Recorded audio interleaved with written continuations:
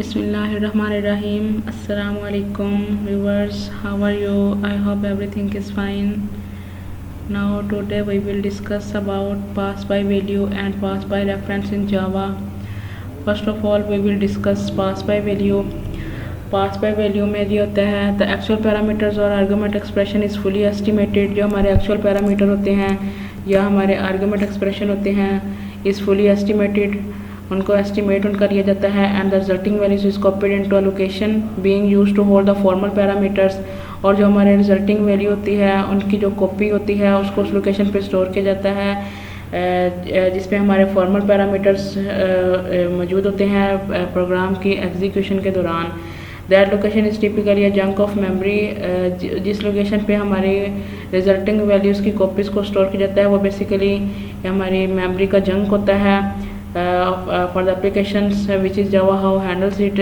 जो हमें बताता है कि हम जावा को कैसे हैंडल करते हैं. But other languages could choose parameter storage different. लेकिन ये तो जावा में हमारा ये होता है ना कि वो मेमोरी का जो जंक होता है उसके ऊपर वो उसकी लोकेशन के ऊपर वो वैल्यूज़ को स्टोर करता है. लेकिन हमारी जो अदर लैंग्वेजेस होते हैं उसमें ये होता है कि पैरामीटर की जो स्टोरेज होती है वो डिफरेंट काम करती है. ये हमारा रन टाइम पे काम करता है, उसका कोई और मेथड होता है. नेक्स्ट हमारे पास है पास बाय रेफरेंस. तो हमारा जो पास बाय रेफरेंस में ही होता है the formal parameter simply act and named for the actual parameters. जो हमारे फॉर्मल पैरामीटर्स होते हैं वो एज अ नेम्ड एक्ट करते हैं एक्चुअल पैरामीटर्स के लिए. एनी टाइम द मेथड और function usage a formal parameters for reading और राइटिंग. इसको हम रीडिंग और राइटिंग पर्पस के लिए यूज़ कर सकते हैं. It is actually using the actual parameters. तो ये हमारे ये क्या करते हैं जब भी फंक्शन या मेथड फॉर्मल पैरामीटर्स को रीडिंग और राइटिंग पर्पस के लिए यूज़ करेंगे तो it actually uses actual parameter. तो ये हमारे एक्चुअल पैरामीटर्स को यूज़ करेगा जी. नेक्स्ट हमारे पास है how does Java pass argument into a method. जो जावा होता है वो आर्ग्यूमेंट को कैसे पास करता है मेथड्स में. तो the short answer is by value but the detail are indirect. तो हम मुख्तसर हम ये कह सकते हैं कि जो जावा होता है वो आर्ग्यूमेंट को बाय वैल्यू पास करता है मेथड में, लेकिन जब इसकी हम डिटेल को देखेंगे तो वो कुछ और होंगी. अच्छा आगे हम देखते हैं दैट इन सी और C plus plus and other languages. C और सी प्लस प्लस और अदर लैंग्वेजेस में इसका मेथड और होएगा. You can choose to pass either a value or to pass a pointer to a value. तो हम सी और सी प्लस प्लस और दूसरी लैंग्वेजेस में हम ये करेंगे कि ये होगा अ value or to pass a pointer. ये पॉइंटर के ज़रिए वैल्यूज़ को पास करेगा और सिंपली वैल्यू को पास करेगा. The first option is called pass by value. लेकिन हमारे पास जो फर्स्ट ऑप्शन होएगा उसको हम कहेंगे पास बाय वैल्यू जी. नेक्स्ट हम देखते हैं the second option is called pass by reference. First हमारे पास था पास बाय वैल्यू और सेकंड हमारे पास है पास बाय रेफरेंस. लेकिन in Java primitive variables are always pass by value. लेकिन जावा में ये होता है कि हमारे पास जितने भी प्रिमिटिव वेरिएबल्स होते हैं वो पास बाय वैल्यू के उनको पास किया जाता है. इन other words a copy of the variable is passes into the method. लेकिन दूसरे लफ्ज़ में हम ये कह सकते हैं कि जो हमारे पास वेरिएबल्स की कॉपी मौजूद होती है उसको हम पासिस इनटू द मेथड हम उसको मेथड के ज़रिए पास कर सकते हैं. In other words if you make a change to the variable within the method. लेकिन अगर हम कोई वेरिएबल के अंदर मेथड के अंदर वेरिएबल एक है और उसको मेथड के अंदर हम उसमें चेंजेस करेंगे then that change is not visible anywhere else.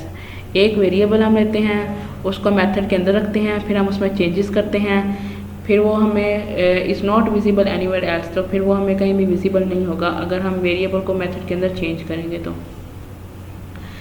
For example हमने यहाँ पे दिया suppose we have double d is equal to 2.0. Double values हम पॉइंट्स में ले लेते हैं 2.0.